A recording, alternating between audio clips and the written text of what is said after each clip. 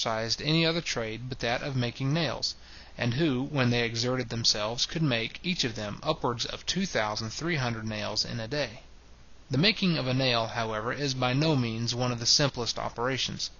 The same person blows the bellows, stirs or mends the fire as there is occasion, heats the iron, and forges every part of the nail.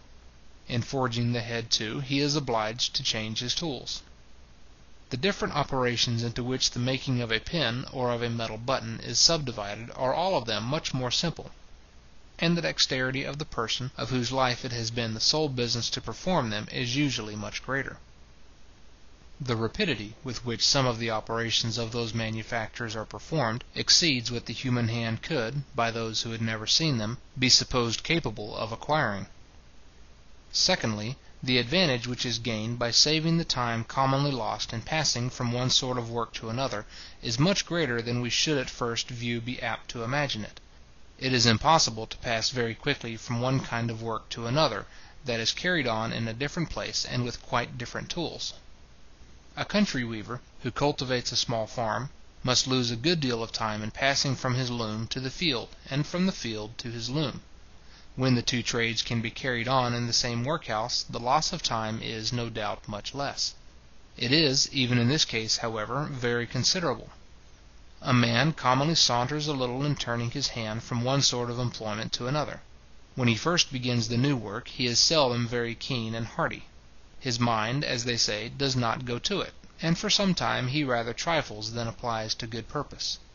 The habit of sauntering, and of indolent careless application, which is naturally, or rather necessarily, acquired by every country workman who is obliged to change his work and his tools every half hour, and to apply his hand in 20 different ways almost every day of his life, renders him almost always slothful and lazy, and incapable of any vigorous application, even on the most pressing occasions. Independent, therefore, of his deficiency in point of dexterity, this cause alone must always reduce considerably the quantity of work which he is capable of performing. Thirdly, and lastly, everybody must be sensible how much labour is facilitated and abridged by the application of proper machinery.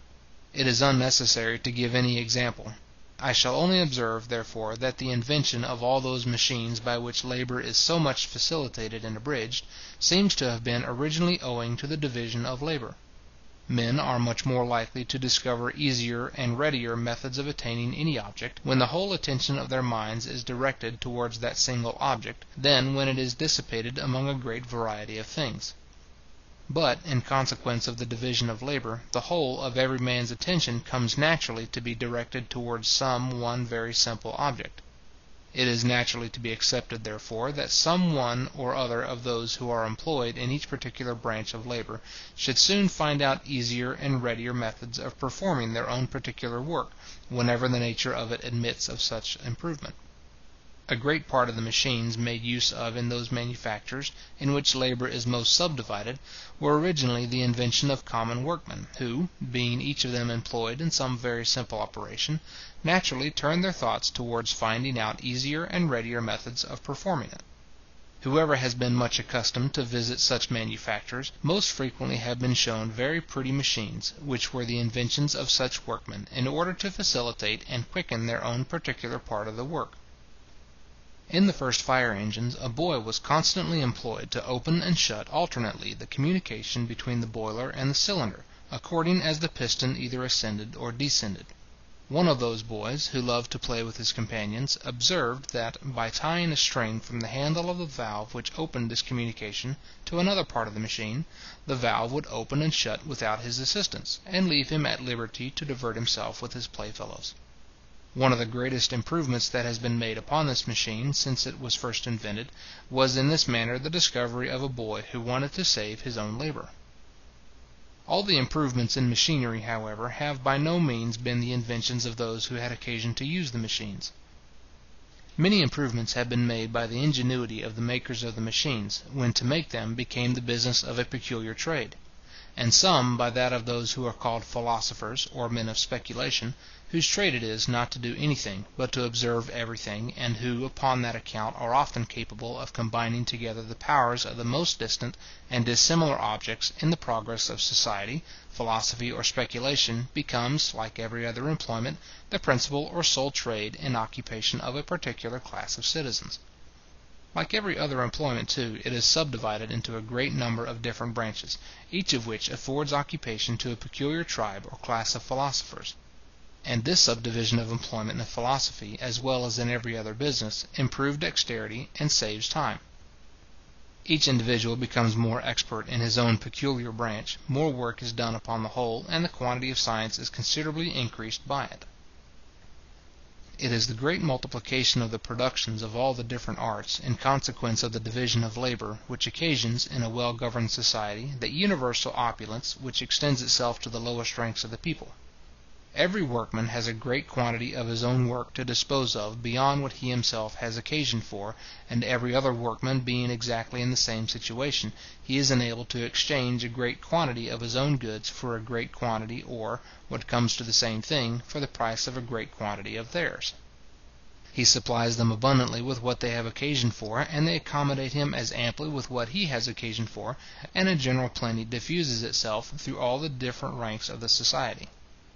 Observe the accommodation of the most common artificer or day labourer in a civilized and thriving country, and you will perceive that the number of people, of whose industry a part, though but a small part, has been employed in procuring him this accommodation, exceeds all computation. The woolen coat, for example, which covers the day labourer, as coarse and rough as it may appear, is the produce of the joint labour of a great multitude of workmen. The shepherd, the sorter of the wool comber or carder, the dyer, the scribbler, the spinner, the weaver, the fuller, the dresser, with many others, must all join their different arts in order to complete even this homely production.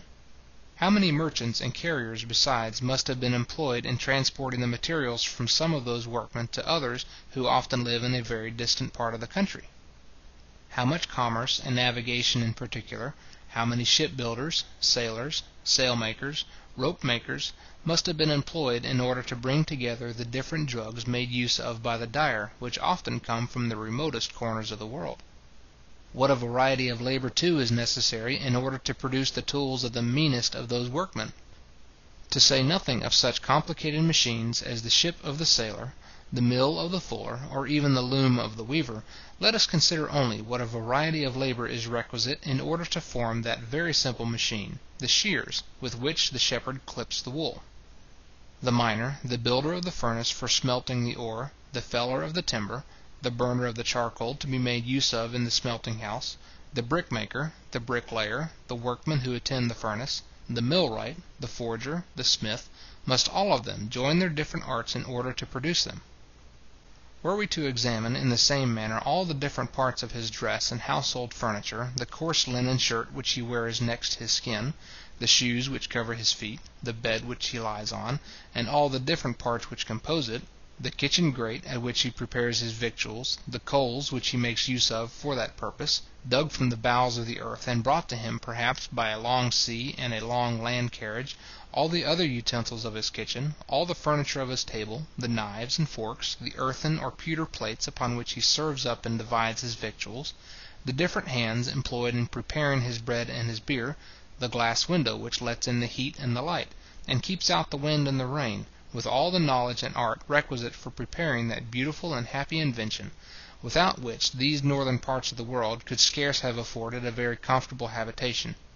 together with the tools of all the different workmen employed in producing those different conveniencies. If we examine, I say, all these things, and consider what a variety of labour is employed about each of them, we shall be sensible that, without the assistance and cooperation of many thousands, the very meanest person in a civilized country could not be provided, even according to what we very falsely imagine, the easy and simple manner in which he is commonly accommodated.